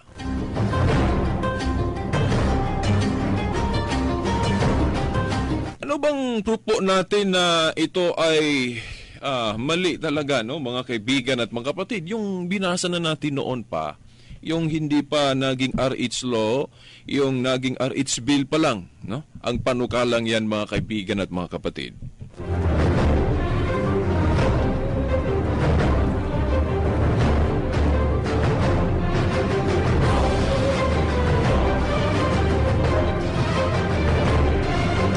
Yung sa Heneses Kapitulo 38, versikulo 8 hanggang 10. Uulitin ko. Yung sa Heneses Kapitulo 38, versikulo 8 hanggang 10. Si Unan po, mga kaibigan at mga kapatid, nagtataka ko bakit hindi nila itinuturo ito.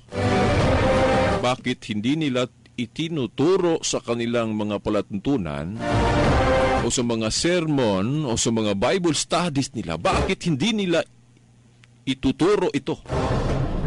Ibig ba sabihin, hindi nila gustong ituro ang ayaw nilang ituro? Dahil pabor sila sa kontrasepsyon? Mga kaibigan at mga kapatid, yun ba ang ibig sabihin nila? Dahil hindi nila gusto ang aral na ito, ayaw nilang ituturo? Yun ba ang gusto nila? So, hindi nila ituturo lahat. Yung gusto lang nilang ituro. Naalala ko tuloy yung sinabi ni Saint Augustine, sang santong Katoliko, na kung naniniwala daw ang tao sa gospel, kung naniniwala daw siya sa gospel, sa ebanghelyo ng ating Panginoong Jesucristo, pero pipiliin lang niya ang gusto niyang susundin, hindi daw totoo na ang tao na yon ay naniniwala talaga sa gospel. Ang pinaniniwalaan daw sa taong yon ay ang kanyang sarili. Dahil kung totoong naniniwala ka sa gospel o sa mga nakasulat sa Biblia tungkol sa mga aral ng Diyos, hindi lang natin pipiliin kung ano ang gusto natin. Lahat na gusto ipagawa sa Panginoong Diyos sa atin, gagawin natin. Kung ano ang ipinagbabawal niya, talagang ipagbabawal natin. At kung ano ang ipinahintulot niya, ipahintulot din natin. So, kung may gospel, may talata ng Biblia, turo ng Biblia na hindi natin susundin, yung gusto lang natin ang susundin natin, ang pinaniniwalaan natin, ang ating sarili, hindi po ang buong gospel. Dahil ang gusto mong masunod. Yung hindi mo gusto sa gospel, hindi mong sundin. So ano ang Diyos mo? Ano ang pinaniniwalaan mo? Ang sarili mo, hindi ang gospel. Dahil ang gospel, it demands all. Na ang lahat ating tutuparin, hindi po yung isa lang, dalawa lang, naturo, undi ang lahat po, mga kaibigan at mga kapatid. Anong sabi ng ating Panginoong Jesucristo? Lahat po, susundin ninyo kung ano ang inaral ko sa inyo, mga kaibigan at mga kapatid. Bakit pipiliin lang natin?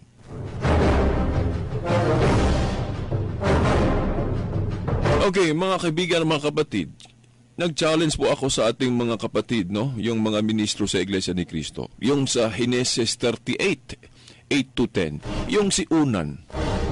Contraception po ang ginawa ni Unan dahil hinahadlangan niya ang pagtagpo ng egg cell ng babae at saka yung sperm cell niya. yung contraception na tinawag nating natural contraception. Dalawa kasing klaseng contraception, yung natural at saka yung artificial. Yung sa pagplano din sa pamilya, dalawa ding klase. Yung natural family planning at saka yung artificial o contraceptives, no? Yung mag-contraception, no? Pero ang sa Katoliko lang ay yung natural family planning. But absent po, hindi po tinuro ng Katoliko na sa natural family planning isama po ang contraception dahil mali po ang contraception, no? Yang talatang Henesis 38:8-10. Nag-withdrawal, no? Nag-withdrawal si Unan dahil hindi niya gustong makaanak siya sa babaeng asawa ng kanyang kapatid. Dahil sa batas po ng mga Hudyo noon na kapag ang lalaki mamamatay at wala silang anak sa kanyang asawa, kung may kapatid ang lalaking yon, ang tinutumbok po natin yung sa Biblia si Unan, sa batas nila si Unan po, kung buhay pa siya, kailangang bigyan niya ng anak ang kanyang kapatid na namatay dahil wala silang anak sa kanyang asawa. So, ibig sabihin, ang kapatid na yung tinutumbok natin sa Biblia, si Unan, dapat niyang bigyan ng anak ang kanyang kapatid na namatay sa pamamagitan ng pagsisiping sa babae na tinatawag nating iniwan na ng kaniyang husband dahil patay na. Pero hindi po applicable sa panahon natin ngayon dahil hindi po batas nating Kristiyano ang ganon. Pero sa batas ng mga Hudyo noon, kailangang tuparin ang responsibilidad ni Unan na bigyan niya ng anak ang kanyang kapatid dahil wala na, namatay na. Pero buhay pa ang asawa. So siya ang susunod, bali. Ganon kasi ang batas nila noon, pero hindi po pwede nating i-apply ang batas na yan sa ating panahong Kristiyano. Hindi po. Iba po ang batas sa Hudyo noon at sa ating mga Kristiyano. Mga kaibigan at mga kapatid, ang nasa isip kasi ni Unan sa batas nila, hindi po masabi nating kahit na siya ang sisiping sa asawa ng kanyang kapatid at sasabihin niyang ito ay akin. Hindi. Sa kanilang batas kasi, pag-aari ng kanyang kapatid ang bata. Dahil yon ang kanilang batas noon. At hindi niya nagustuhan ang ganong senaryo na hindi mapasa kanya ang bata, kundi mapasa kanyang kapatid kahit patay na at sa asawa ng kanyang kapatid na kanyang sinipingan. So, ang ginawa niya, nag-withdraw siya. Hinahadlangan niya ang pagtagpo ng egg cell ng babae at saka yung sperm cell niya. Hinadlangan niya. At anong nangyari sa kanya, mga kaibigan at mga kapatid? Kung tama pa ito, tama pa ang ginawa niya, bakit pinarusahan siya ng Diyos ng kamatayan? Bakit pinarusahan siya ng Diyos ng kamatayan, mga kaibigan at mga kapatid, kung hindi pa mali ang kontrasepsyon, mga kaibigan at mga kapatid?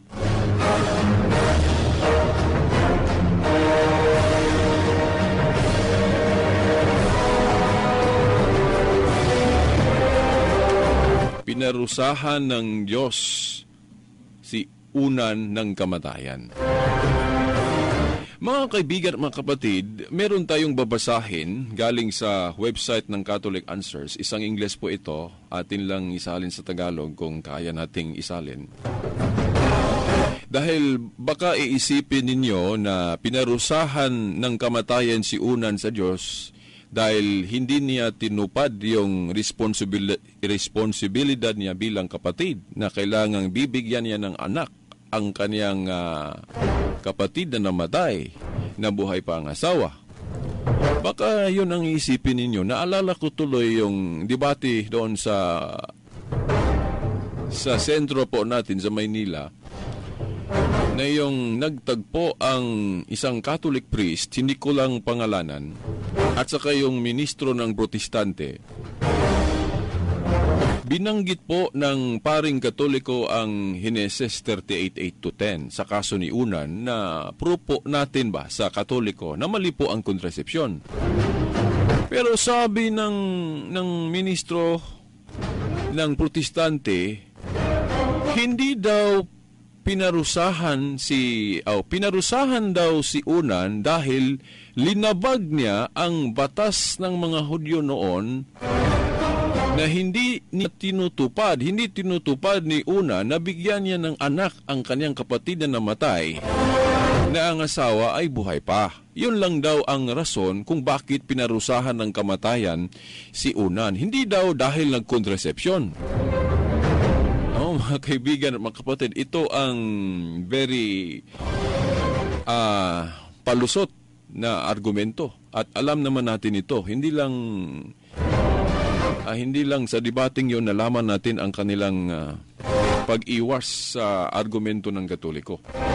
Dahil noon pa, meron nang gumamit sa argumentong yan. Pero makinig kayo, kung totoo bang pinarusahan si Unan nang dahil lang sa hindi niya pagtupad sa responsibilidad niya na bigyan ng anak ang kanyang kapatid na namatay, na ang asawa ay buhay pa. Na bali siya ang sisiping pero hindi niya gusto na hindi mapasa kanya ang bata. Dahil nasa isip kasi niya, siya ang gumagawa pero hindi mapasa kanya sa kanyang kapatid. Wala tayong magawa dahil batas nila yan noon. So kailangang tuparin nila. Batas kasi. Pero hindi ma-apply natin ang batas na yan sa ating panahong Kristiyano. Tandaan nyo yan. Sinusundan lang natin ito dahil ito ang porsyon, bahagi ng Biblia na tinuruan tayo ng Diyos na ang kontrasepsyon po ay mali. At hindi ito binago kahit na panahong Kristiyano.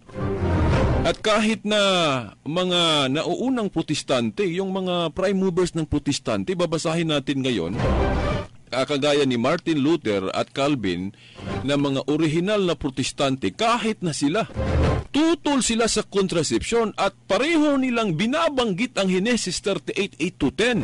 Ibig sabihin, ang ginamit ng Katoliko sa pag-argue o ang argumentong Katoliko na masama ang kontrasepsyon, ginamit itong Heneses 38:8-10, ginamit din ito.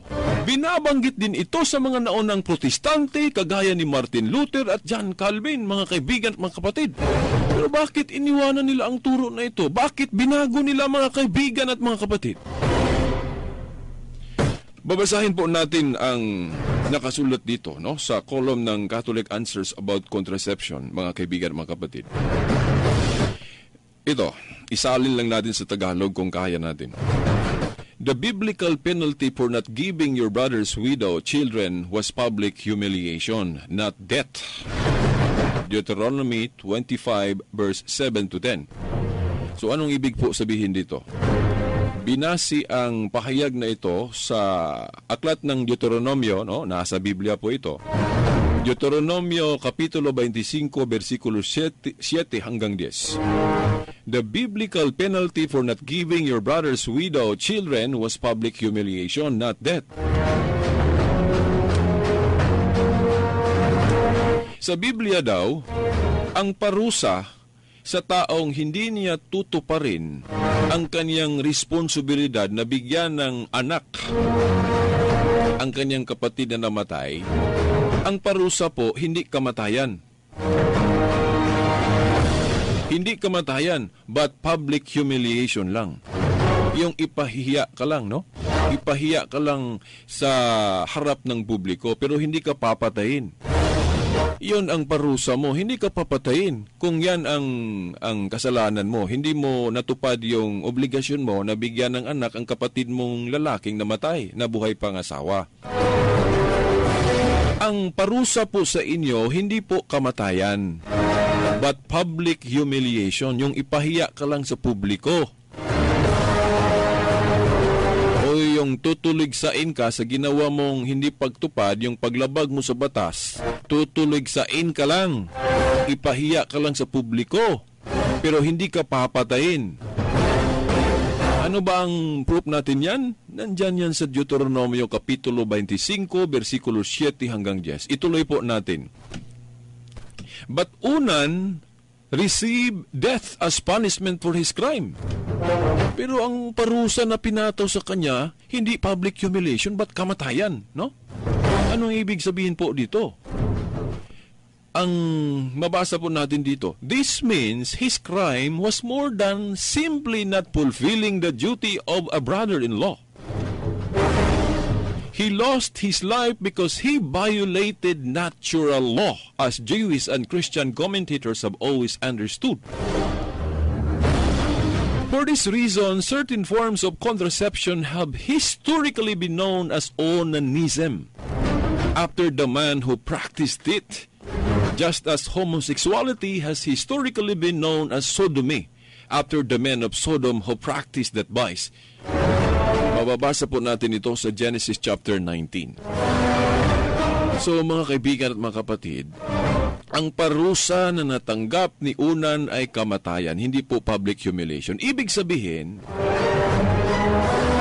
pinarusahan siya ng kamatayan dahil hindi lang dahil linabag niya ang batas ng mga Hudyo na hindi niya nabigyan ng anak ang kaniyang kapatid na lalaking namatay. Pinarusahan siya ng Diyos ng kamatayan dahil nalabag din niya ang natural law. Alam ng mga Hudyo at mga Kristiyanong mga komentarista po ito. Ano ba yung natural law? Kung ano ang batas na tura ng Diyos. Halimbawa, yung papatay ka, mali po yun. Nasa Biblia po yun. Bawal papatay ang tao. Maliban na lang kung susuguin ka ng Diyos. Yung mga talata ng Biblia na pumatay ang mga tao dahil isinugo sila ng Diyos. Pwede yun dahil ang Diyos ang nagsugo. Dahil ang may kapangyarihan lang na papatay ay ang Diyos lang dahil siya ang may-ari ng buhay. Pero ang tao, kung hindi siya susuguin ng Diyos, bawal po ang pagpatay. Yan ang natural law. So kaya papatay ka, hindi ka isinugo ng Diyos, kasalanan po yun. Yun ang isa sa natural law. At isa sa natural law, kung halimbawa sa mga nakita natin dito sa mundo, yung magtanim ka ng gulay, ay ito ay tutubo. Yung mga vegetables po natin, magtanim ka ng kahoy, tutubo yan. Yan, natural law. Di ba? Yung kasalan naman, ang lalaki ay magsisiping sa kanyang asawa. Ang natural law po niyan na magtagpo ang egg cell ng babae at saka ng sperm cell ng lalaki. Yan ang natural law diyan, mga kaibigan at mga kapatid. Kapag magtagpo na ang egg cell ng babae at sperm cell ng lalaki, ibig sabihin may bagong buhay na magawa. Kapag hadlangan ng tao ito'y labag na sa batas na tura. Labag na sa batas na tura dahil tayong mga tao, wala tayong karapatan na hadlangan ang pagtagpo. Na yun, mga kaibigan, mga kapatid, buhay po ito, sa Diyos po ito, wala tayong karapatan. Kaya si Unan, nag-withdrawal siya. Hinadlangan niya ang pagtagpo ng egg cell ng babae at sa kanyang sperm cell. Nagalit ang Diyos, pinarusahan siya noon ng kamatayan. Nalabag niya ang natural law, hindi lang yung batas ng mga Hudyo na hindi niya natupad. Na hindi niya natupad yung pagbigay ng anak sa kanyang kapatid na lalaki na namatay. Kasalanan niya yon dahil batas nila yon. Pero hindi lang yon. Dahil kung yun lang ang dahilan na pinarusahan siya, ang tanong natin, bakit kamatayan ang natanggap niyang parusa? Hindi public humiliation. Dahil sa batas ng mga Hudyo, hindi kamatayan ang ipapataw sa inyo kung yan lang ang kasalanan mo. Hindi. Public humiliation lang. Ibig sabihin, hipahiya ka lang sa publiko, hindi ka papatayin. Yun ang batas nila noon. Pero bakit pinatawan siya ng Diyos ng kamatayan? Dahil nalabag niya ang natural law. Ano ba yung natural law? Yung contraception ay mali. Ano ba yung contraception? Yung hadlangan mo ang pagtagpo ng egg cell ng babae at saka ng sperm cell ng lalaki. Ito po'y nakalulungkot. Dahil noon pa tinuro na ito ng Katoliko. Pero maraming mga Katoliko ang hindi nakapasa nito, mga kaibigan at mga kapatid. Ako'y humingi ng paumanhin po sa inyo lahat dito, mga kaibigan at mga kapatid. Dahil ito ang turo natin. Ito ang turo natin. Baka matauhan na tayo ngayon. Baka magbago na tayo ngayon kung ating suriin itong mabuti. Dahil hindi po basta magtuturo ang Iglesia Katolika ng isang turo na mali, mga kaibigan at mga kapatid. Biblical po ito. Ito, sa kaso ni Unan.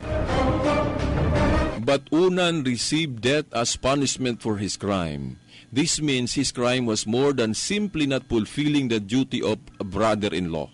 He lost his life because he violated natural law, as Jewish and Christian commentators have always understood. For this reason, certain forms of contraception have historically been known as onanism. Tinawag itong kasalanan na ito na onanism. Kagaya ba na yung homosexuality noon, no, na mababasa natin sa Biblia, ang tawag natin sa kasalanan noon, no, sodomy. Yung nangyari sa Sodom at Gomorrah, na yung homosexuality ay nag-proliferate. Diba? Ang tinawag natin sa kasalanan na yon, sodomy. Yung contraception naman, onanism. Kasalanan po yon, mga kaibigan at mga kapatid. Then, ano pang mabasa natin dito? Sabi dito, contraception was so far outside the biblical mindset and so obviously wrong that it did not need the frequent condemnations other sins did. Scripture condemns the practice when it mentions it. Once a moral principle has been established in the Bible, every possible application of it need not be mentioned. For example, the general principle that thief is wrong was clearly established in Scripture. But there's no need to provide an exhaustive list of every kind of thief. Similarly, since the principle that contraception is wrong has been established by being condemned when it's mentioned in the Bible, every particular form of contraception does not need to be dealt with in Scripture in order for us to see that it is condemned. Bakit binanggit po dito ng Catholic Answers ito, mga kaibigan at mga kapatid? Dahil meron po kasing mga gustong lulusot sa aral ng Katoliko na yan na mali ang contraception. Sabi nila, veritas, wala namang mababasa letra por letra na ang contraception ay pinagbabawal. Gusto nilang ipabasa ang salitang contraception. Nang dahil daw hindi mababasa letra por letra ang salitang contraception, sabi nila, ito ay okay na. Wala daw mababasa na labag sa aral ng Biblia ang kondom, palaygit at saka yung pills, hindi daw mababasa na labag yon. So sabi nila, okay lang ito dahil hindi po mababasa na ipinagbabawal ang mga contraceptives na yan. Talagang lulusot sila, di ba mga kaibigan, mga kapatid? Malinaw, no? Sabi po dito, contraception was so far outside the biblical mindset. Wala naman tayong mababasa na okay ang contraception sa Biblia, no? Di ba? Pero hinanapan nila tayo ng letra por letra. Bakit, no? Tanong natin, may bababasa ba sa Biblia na gagamit tayo ng kondom? Papalaygay tayo? Gagamit tayo ng pills? Meron ba yan? Kung yan ang mga tanong natin, patas po tayo dahil parehong hindi mababasa lahat yan. Dahil kapag magtanong din tayo, meron bang mababasa na okay lang ang nagagamit tayo ng condom at saka yung gagamit tayo ng pills? Wala naman. So pareho tayo dyan. Pero ito, unawain ninyo, contraception was so far outside the biblical mindset and so obviously wrong that it did not need the frequent condemnations other sins did. Scripture condemns the practice when it mentions it. Once moral principle has been established in the Bible, every possible application of it need not be mentioned. Anong ibig sabihin po dito? Na-establish na po ang moral principle na ang contraception ay masama. No?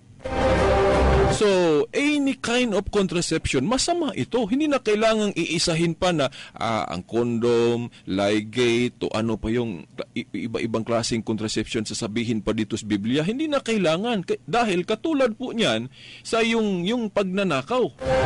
Yung tip. Maraming uring pagnanakaw, di ba? Yung corruption sa gobyerno, maraming klaseng pagnanakaw, hindi na kailangang iisahin pa ang lahat na uring pagnanakaw. Dahil kapag binanggit na ang moral principle na yan, na masama po ang pagnanakaw, lahat na uri na pagnanakaw, mali. Wala pong tama diyan. Yan din ang tungkol sa contraception, no? Very malinaw po dito. For example, the general principle that tip is wrong was clearly established in Scripture. But there's no need to provide an exhaustive list of every kind of tip. Similarly, since the principle that contraception is wrong, saan mababasa? Yung sa Genesis 38:8-10. Similarly, since the principle that contraception is wrong has been established by being condemned when it's mentioned in the Bible, every particular form of contraception does not need to be dealt with in Scripture in order for us to see that it is condemned. So, hinalintulad po natin yan sa pagnanakaw. Hindi na kailangang banggitin ang lahat ng uring pagnanakaw. Basta pagnanakaw ay masama, kasalanan. Ang contraception na naman, kahit na anong uri pang contraception, basta contraception, yung labagin mo ang natural law, ay talagang kasalanan yon. Ano ba ang iba-ibang uring o klaseng contraception? Una, yung condom, yung palaligate, pills. Ang dami pa. Hindi ko lang alam lahat, hindi ko na lista lahat dito. Basta yung hadlangan mo ang pagtagpo ng egg cell ng babae at saka ng sperm cell ng lalaki, yun ay contraception. Labag po ito saan po natin mababasa sa Genesis 38:8-10.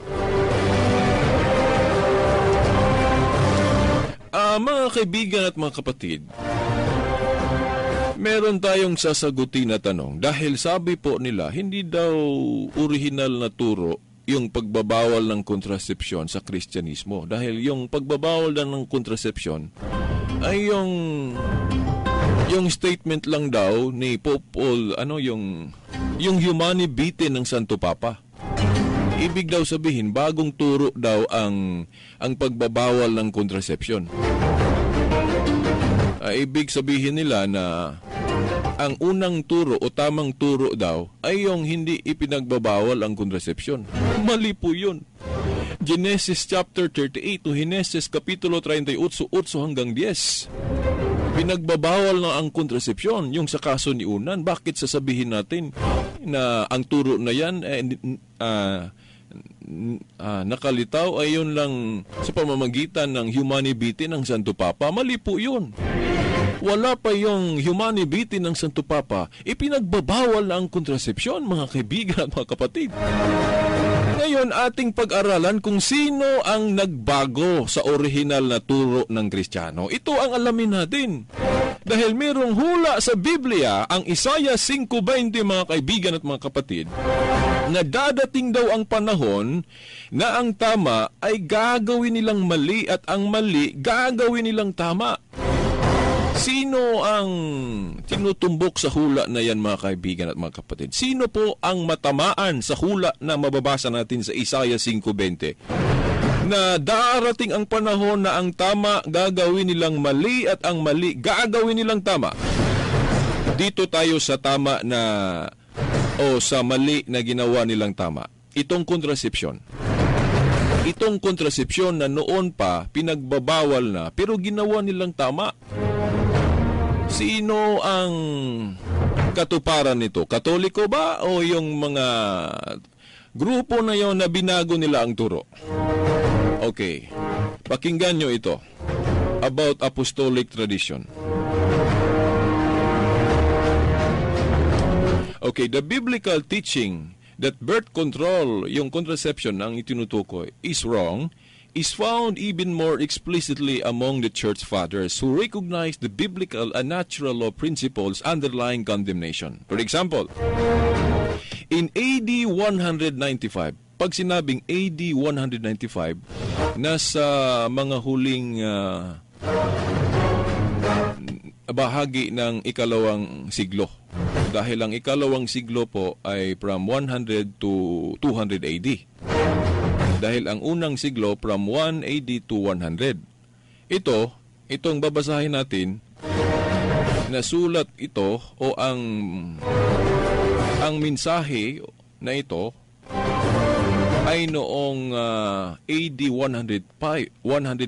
So mga huling bahagi ng ikalawang siglo. Sinabi dito, AD 195, Clement of Alexandria wrote, because of its divine institution of the propagation of man, the seed is not to be vainly ejaculated, nor is it to be damaged, nor is to be wasted.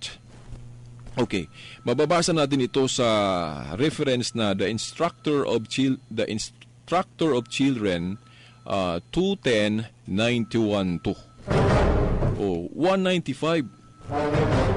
Clement of Alexandria, isang Kristiyano po ito. Sabi niya, because of its divine institution for the propagation of man, the seed is not to be vainly ejaculated,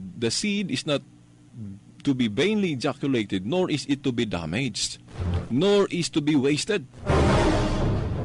So yung seed ng lalaki, hindi dapat pag-aksayahan. Hindi natin i-waste ito, mga kaibigan at mga kapatid. Ibig sabihin, yung contraception nakabiolate dito. Ito ang turo nila noon. Sino pa? Si Hippolytus of Rome wrote in 255, on account of their prominent ancestry and great property, the so-called faithful, certain Christian women who had affairs with male servants want no children from slaves or lowborn commoners. They use drugs of sterility. Okay. Drugs of sterility or bind themselves tightly in order to expel a fetus which has already been engendered. No? Ang reference po nito ay Refutation of All Heresies, 912. Ano pa? Around 307, around the beginning of the 4th century, no? Around 307, Lactantius explained that some complain of the scantiness of their means and alleged that they have not enough for bringing up more children, as though in truth their means were in their power, or God did not daily make rich poor, and the poor rich. Wherefore, if any man on any account of poverty shall be unable to bring up children, it is better to abstain from relations with his wife. Mabasa po ito sa reference na Divine Institutes, no? 620. Kailan po ito? 307 AD. So, at the beginning of the 4th century, no? Dahil yung 3rd century from 200 to 300. Ito, 307. So, mga unang bahagi ng ika-4 na siglo. Si Lactantius, sabi niya, may nagreklamo kasi, halimbawa kung hindi natin kaya na mag-anak pa dahil mahirap po ang buhay, hindi na kaya nating mag-anak pa ng marami. Ano ba ang dapat gawin? Ang sinabi po dito, turo nila noon sa Kristyanismo ito. Anong sabi? Wherefore, if anyone on any account of poverty, no, kung ang dahilan ay yung kahirapan, if If anyone on any account of poverty shall be unable to bring up children, kung hindi kaya na mag-anak pa dahil walang ipapakain, it is better to abstain from relations with his wife. Hindi po contraception. Natural family planning, yung abstinence. Tama po ang Katoliko, abstinence ang tamang gagawin sa isang Kristiyano. Pero hindi natin kayang gawin ito. Pero turo itong Kristiyano, pero binago lang natin dahil gusto natin, di ba? Kaya hindi natin natupad yung Lord's Prayer, yung dasal na tinuro ng Panginoon sa atin. Ama namin nakasalangit. No, yung sinabi natin, Our Father, thou art in heaven, hallowed be your name, your kingdom come, your will be done. Yung will be done, yung gusto ng Diyos, yung batas ng Diyos, hindi natin tuparin dahil ang gusto natin gagawin, di ba? Tama ba yun, mga kaibigan at mga kapatid? Huwag niyong kalimutan yung sinabi ni Saint Augustine, na kapag maniwala po tayo sa gospel, lahat paniwalaan natin, huwag lang pipiliin natin. Yung ayaw natin, hindi natin tutuparin. Ang nangyari tuloy, hindi ang gospel ang pinaniwalaan natin, kundi ang ating mga sarili. Dahil ang gusto nating tuparin. Hindi yung turo ng Diyos.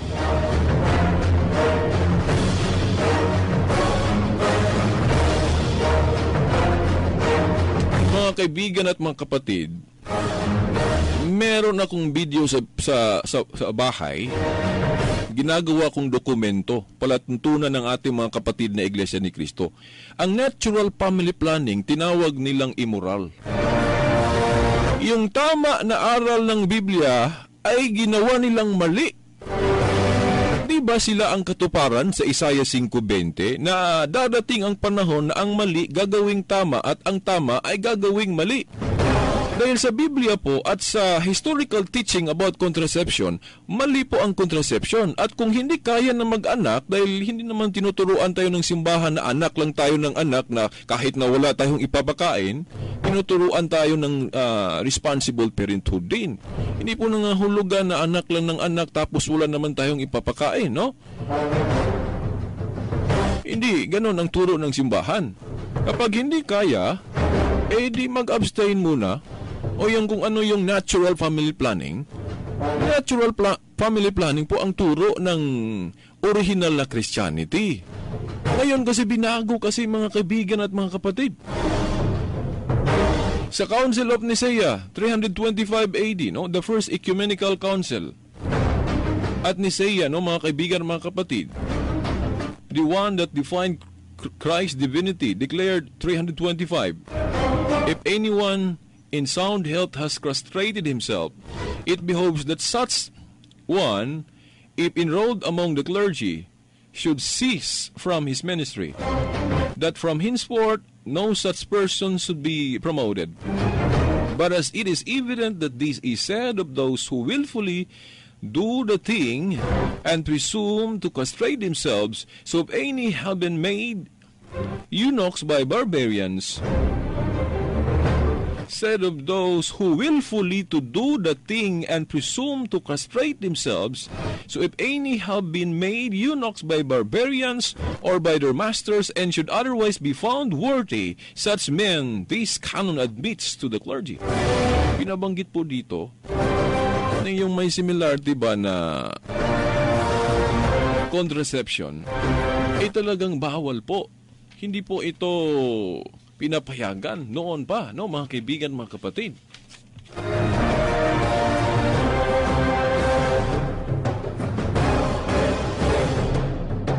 Okay, malapit na, no? Kaunti na lang ang ating oras. Ang dami pa dito ang dapat nating i-quote, no, sa history, mga kaibigan, mga kapatid. Piliin na lang natin. Piliin natin yung mga taong mga original na protestante ito. Dahil sabi kasi nila, binago daw ng Katoliko ang original na tama. Na ang original daw na turo ng Kristyanismo na okay lang ang contraception. Mali po yun. Yung sa Biblia binasa natin, noon pa, binawal na ang contraception. Pero bakit gusto nilang iligaw ang mga tao? Para masunod ang gusto nila. Di ba, mga kaibigan, mga kapatid? Sabi po dito, the apostolic tradition's condemnation of contraception is so great that it was followed by Protestants until 1930 and was upheld by all key Protestant reformers. Martin Luther said, ito daw pagbabawal ng contraception sa Kristyanismo, ito sinang-ayunan po ito ng mga orihinal na protestante, yung mga naunang protestante like Martin Luther, John Calvin, at si John Wesley. Sa hindi pa natin basahin itong mga pahayag nila na prupo natin o katibayan, sa history kasi, ang unang relihiyong Kristiyano ang nagbago sa turo na yan ay yung mga Anglican Protestants noong 1930. So 1930 lang binago ng protestante. Ang ibig sabihin po natin, ang unang nagbago sa turo na yan, yung mga Anglican Protestants. Alam naman natin, alam nyo ba kung paano natatag ang Anglicanism sa England?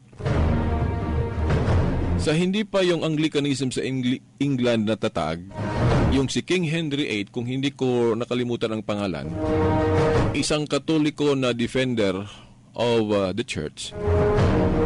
King Henry VIII, a defender of Catholicism noon, meron siyang hiningi sa Papa na divorce. Wala kasing divorce sa simbahan, pero gusto niyang mag-divorce sa asawa niyang si Catherine dahil may nagustuhan siyang ibang babae. At bawal po sa turong Katoliko ang divorce. Sa Kristyanismo po, bawal ang divorce. So, ang Papa hindi natakot sa hiningi niya.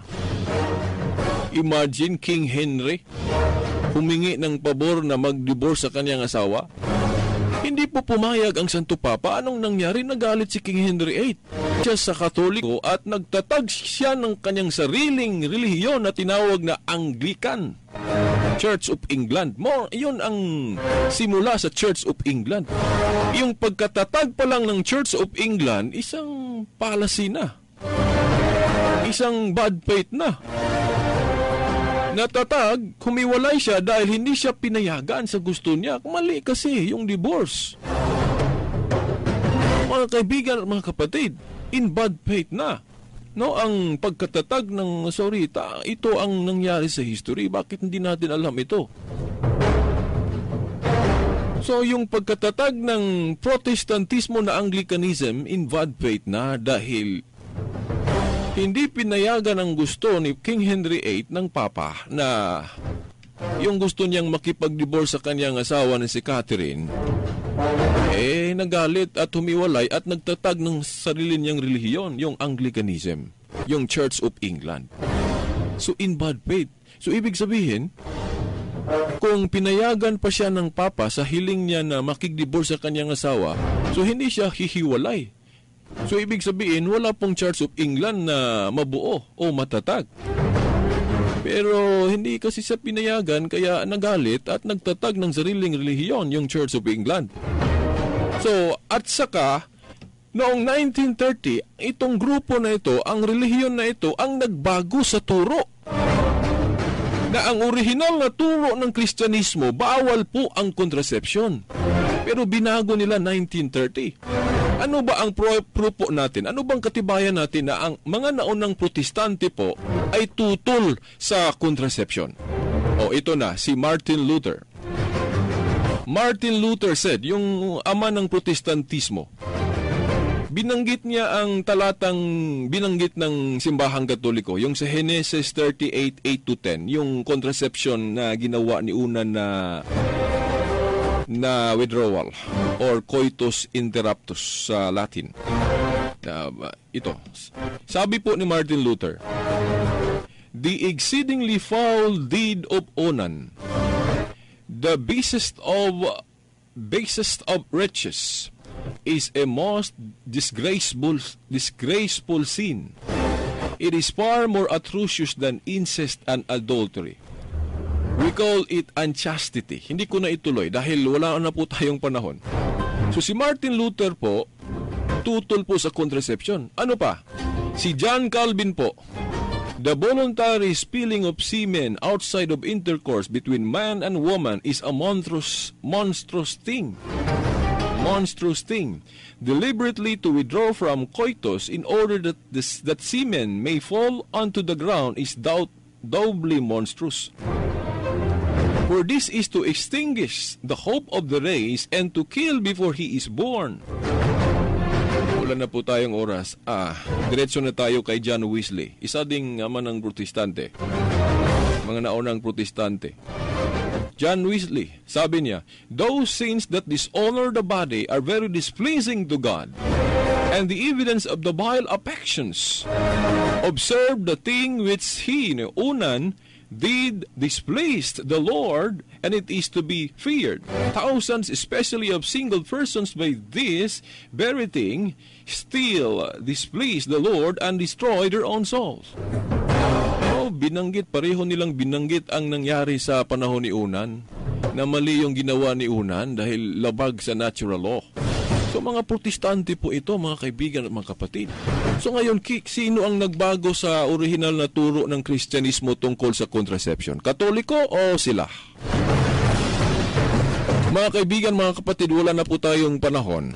Sa susunod, ating talakayin yung mga talata ng Biblia na ginamit ng mga ministro ng Iglesia ni Cristo sa kanilang pagsuporta ng RH Law o RH Bill dahil binaluktot po nila ang talata ng Biblia. Very clear, mga kaibigan at mga kapatid. Okay, wala na po tayong oras.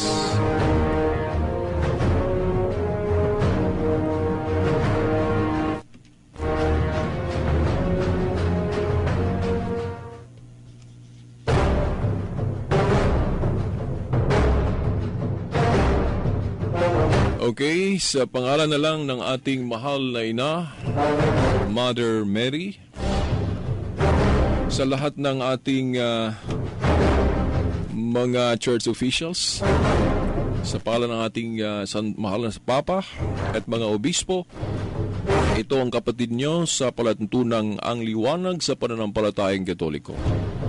Kapatid na Shelbert Dondoyano Sr. Alas Veritas, kasama sa ating mga kapatid sa technical side, Danny Lou de Tax Ilumba, sa lahat ng ating mga kaibigan dito po sa istasyon ng RMN Dipolog, hanggang sa susunod na linggo. Sa ngalan ng Ama, ng Anak at ng Espiritu Santo. Amen.